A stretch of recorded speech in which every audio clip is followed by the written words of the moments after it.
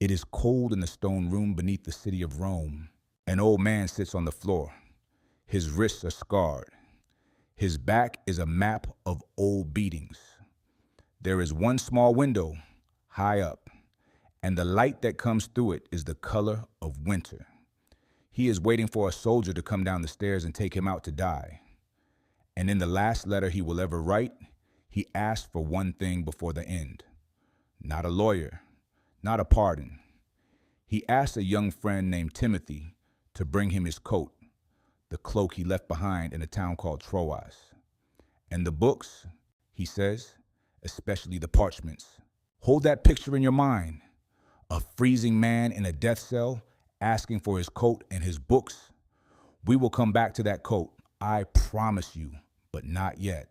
Because before this man was a prisoner, he was the most relentless letter writer the ancient world ever produced. His name is Paul, and he wrote 13 letters that ended up in your Bible. Letters that built the church, started the fights, dried the tears, and shaped how more than 2 billion people think about God. Here is the thing almost nobody tells you. The order those letters sit in your Bible is not the order he wrote them. They are arranged by length, longest to shortest. So when you read them straight through, you are reading his life out of sequence. Like opening someone's diary and reading the middle, then the end, then the beginning. So today, we are going to do something different. We are going to read all 13 in the order he actually wrote them. And when you put them back in order, something happens. They stop being 13 books. They become one life. This is not a story about 13 documents. This is not a story about doctrine. This is not a story about a man who had it all figured out. This is the story of a real human being, writing in real time, often in fear, sometimes in chains, and you get to read his mail. Let's start at the beginning. The year's around 50 AD. Paul is not yet old. He is a traveling missionary, moving from city to city across the Roman world, and he is exhausted. He has just planted a tiny church in a Greek port city called Thessalonica, and he had to leave fast before the work was finished because a mob ran him out of town. So he does what worried parents do. He writes, this first letter, 1 Thessalonians, is the oldest piece of Christian writing we have. Think about that. Before any gospel was written down, before Matthew or Mark or Luke or John put pen to page, this letter already existed. It is the firstborn of the New Testament, and he does not write it alone. At the top, he names 2 others standing with him, a man called Silas and that same young Timothy, who will one day be told to fetch the coat. And what does the very first Christian letter talk about? Death. Some of the believers in Thessalonica had died, and the survivors were terrified that their dead friends had missed out, that they were gone for good. So Paul writes to comfort them. He tells them not to grieve like people who have no hope. He uses a Greek word the church would never forget, parousia, which means an arrival, a coming, the moment a king finally shows up. He tells them the dead are not lost. They are only asleep. And one day, the king arrives, and the sleepers wake. You can feel the tenderness in it. This is not a professor lecturing. This is a man holding the hand of a frightened community across hundreds of miles of sea with nothing but ink. And if you have ever stood at a graveside and wondered whether you would ever see someone again, then you already understand the people he was writing to. That fear is older than you think. The very first thing the church ever needed comfort about is the very thing you are most afraid of. And the first Christian writer reached straight for it. A short while later, he writes again, 2 Thessalonians, because the first letter worked a little too well. Some of them got so excited about the king's return that they quit their jobs to sit and wait. So Paul writes back with a firmer voice. Keep working, he says. Stay faithful. The end is coming, but you do not get to stop living until it does. 2 letters. Already you can see the man. Tender one moment, blunt the next. A pastor who loves his people too much to lie to them, but it gets sharper. Somewhere around this same stretch of his life, and scholars still argue about exactly when, so I will not pretend it is settled, Paul writes the angriest letter of his career. It goes to a region called Galatia, and he is furious. Here is what happened. After Paul left, other teachers came in and told his converts that believing in Jesus was not enough. You also had to follow the old law. The men had to be circumcised. You had to earn your way in. And Paul loses it. This letter has no warm opening. He skips the usual thank you and goes straight for the throat. He calls them foolish. He says he wishes the troublemakers would go all the way and cut themselves off entirely. You have never read a nicer man write a meaner sentence. But underneath the anger is the thing Paul would die for: grace. In Greek, charis, the idea that you cannot buy God's love, cannot earn it, cannot work overtime for it. It is a gift or it is nothing. Stand fast, he tells them, in the liberty wherewith Christ hath made us free. And right at the end of that hot letter, he writes one of the most haunting lines in all his work. He says, "Leave me alone. I carry on my body the marks of Jesus." The Greek word is stigmata, the brands, the scars from the beatings he had already taken for this message. He is saying, do not lecture me about commitment. I have the receipts written in my own skin. Here's what most people miss. Every single one of these letters is a moment in a real life. Not a sermon prepared in a quiet study. A response to a crisis, to a fight, to people he loved who were slipping away. If this is the first time these old letters have felt like they belong to a real person, like mail you could actually open, then take 1 second right now and subscribe. And leave the word Paul in the comments. It tells me you want more of the Bible explained like this, as a human story, and not a homework assignment. Then come right back, because the most personal letter he ever wrote is next. We have reached the middle of his life now. Around 55 AD, Paul is living in the great city of Ephesus, and word reaches him that the church he started in Corinth has fallen apart. And what a mess it is. The Corinthians are suing each other. They are getting drunk at the Lord's table. They are splitting into fan clubs over their favorite preachers. There is a man sleeping with his own stepmother, and the church is proud of how tolerant they are about it. So Paul writes 1 Corinthians, and he goes through their problems one by one, like a man putting out fires in every room of a burning house. He does not name a co-author this time alone. He names a man called Sosthenes standing with him. And in the middle of all that conflict, almost out of nowhere, he stops fighting and writes the most beautiful paragraph he ever produced. You have heard it at 100 weddings. Though I speak with the tongues of men and of angels, love is patient. Love is kind. The Greek word is agape, not romance, not feeling, but a love that keeps showing up when it gets a nothing back. And he ends it. Faith, hope, love. These 3 remain. But the greatest of these is love. Stop and feel how strange that is. He wrote the most famous love poem in human history, not for a wedding, but for a church that could not stop fighting. He gave them love as a weapon against their own pettiness. Then comes the letter that cost him the most, 2 Corinthians.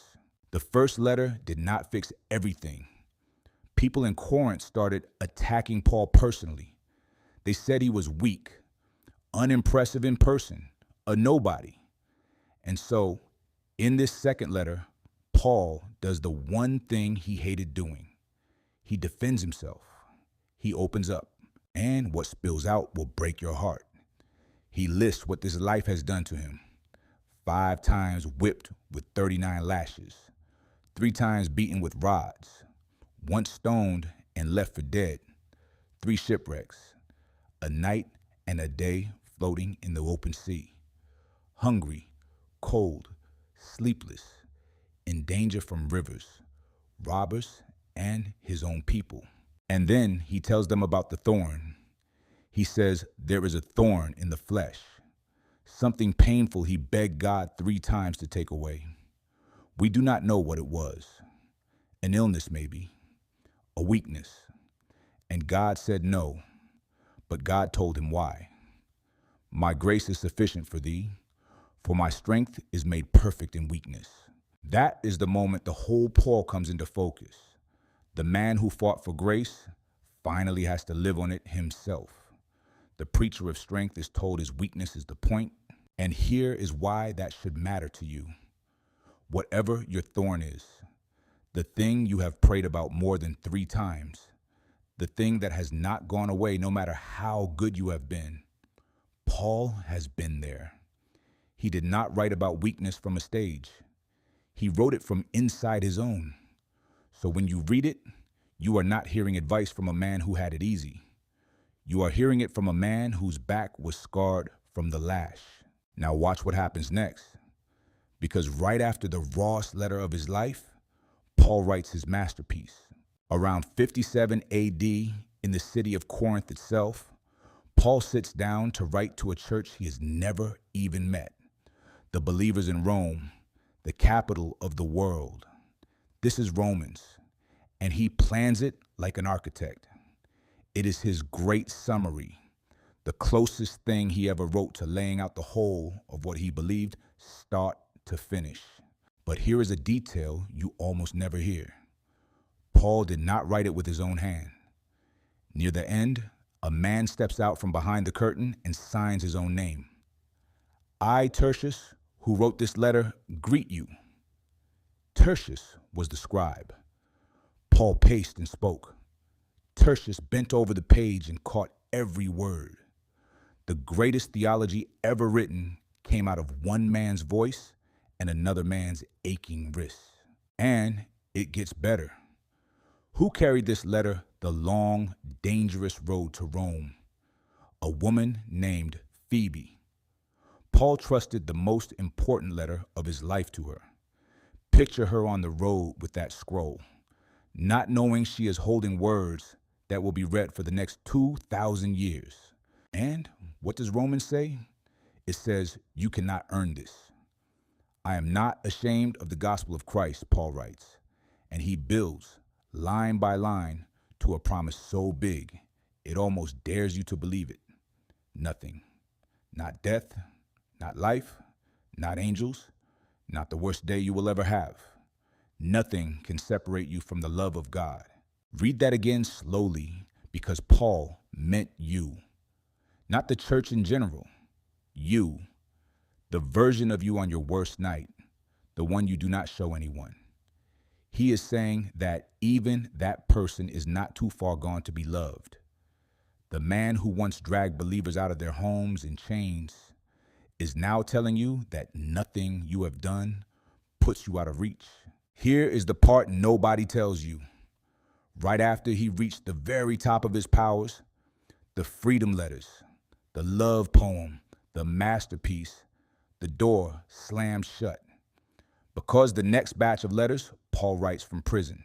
Around the year 60, Paul finally reaches Rome, but not as a free preacher. He arrives in chains, under house arrest, waiting years for the emperor to hear his case. And from inside that confinement come 4 short letters that change the tone of everything. The strangest one is to a church he loved most, the Philippians. He is chained to a guard. He does not know if he will live. And the letter will not stop talking about joy. He thanks them for a gift they sent by the hand of a man named Epaphroditus, who got so sick carrying it that he nearly died. And Paul writes the sentence that has carried prisoners and patients and grieving people ever since. For to me, to live is Christ, and to die is gain. He says he has learned to be content in plenty and in hunger both. He says he can do all things through the one who gives him strength. A man in a cell, teaching free people how to be happy. Sit with that for a second. You probably have more freedom than Paul had in that cell, more comfort, more options. And yet, his letter from prison sounds more content than most of the messages you and I send on an ordinary Tuesday.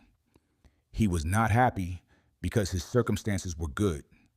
He had learned a secret you can spend your whole life chasing. That joy was never tied to the cell door at all.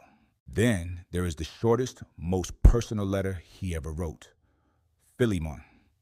It is about a single runaway slave named Onesimus. This slave had fled his master, Philemon, and somehow ended up with Paul in prison. And there he became a believer. So Paul sends him home, but he sends a letter ahead, begging Philemon to take him back, and not as a slave. Paul says, take him back as a brother. One ordinary man's freedom, fought for in a few hundred words by a prisoner who had no power left but his pen. The other two prison letters, Colossians and Ephesians, go big. They pull the camera back from one church, one slave, one fight, and they show you the whole sky. Christ over everything. In Colossians, he calls Jesus the image of the invisible God, the one who holds all things together, the glue underneath the universe. And in Ephesians, Paul writes the line that is basically his entire life in 9 words. By grace are ye saved through faith. The same Charis from the angry Galatian letter, now written by an old hand, in chains, with no anger left, just certainty. And notice what prison did to his vision. It did not shrink it. You would expect a man in a cell to write smaller, sadder, more bitter every year. Paul did the opposite. The more they took from him, the bigger his picture of God got. By the end, he is not writing about his own problems at all. He is writing about a love that started before the world and runs past the end of it. A love he wants you to know reaches all the way down into whatever cell you are sitting in right now. After this, the trail gets harder to follow, and honest scholars admit it. It seems Paul was set free for a while, and in that window, he wrote letters not to churches, but to 2 young men he was training to take his place, 1 Timothy and Titus. He tells them how to lead, how to choose good people, how to keep their heads when everyone around them loses theirs. And in 1 Timothy, he writes a confession that should stop you cold. He calls himself the chief of sinners.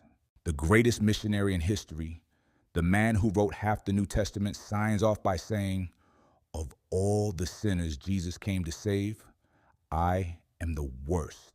And then we arrive back where we started, the cold room under Rome, because the freedom did not last. The emperor is Nero now, and Nero has decided the Christians are useful to blame. The Roman historian Tacitus tells us how Nero pinned the great fire of Rome on the believers and tortured them for sport.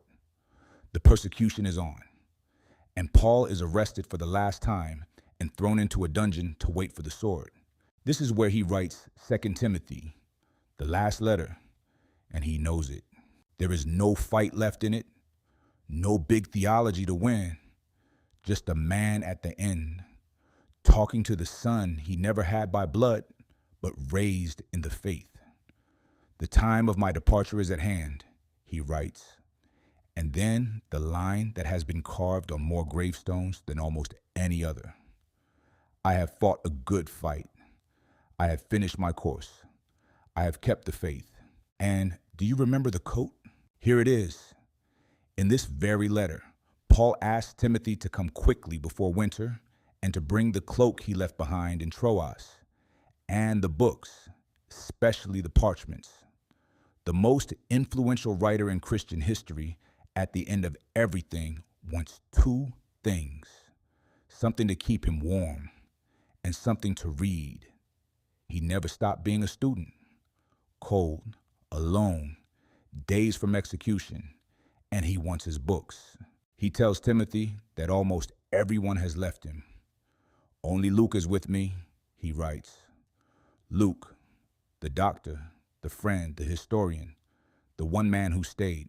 Now think about the last letter you would write if you knew it was the last. Not a text, not an email.